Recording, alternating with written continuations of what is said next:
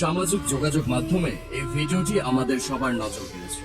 পর্তুগালকে হারিয়ে জর্জিয়া যখন ইতিহাস সৃষ্টি করে, তখন জর্জিয়ার সব খেলোয়াড়রা সেলিব্রেশনে ছুটে গেলেও একজন উল্টো দিকে হেঁটে রোনালদোর কাছে গেলেন, তার সাথে সাক্ষাৎ করে আলিঙ্গনে জড়িয়ে নিলেন।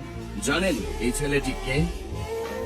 কিছু বাস্তবতা গল্পকেও হার মানায়। 2013 সালে ক্রিস্টিয়ানো রোনালদো জর্জিয়ায় একটি ফুটবল একাডেমি প্রতিষ্ঠায় সাহায্য করেছিলেন। প্রায় এক দশক পর জর্জিয়া সেই একাডেমি থেকে বেড়ে ওঠা 11 জন খেলোয়াড়ের দল নিয়ে এবার প্রথমবারের মতো ইউরোতে খেলার যোগ্যতা অর্জন করে রোনালদোর পর্তুগালকে হারিয়ে দিল।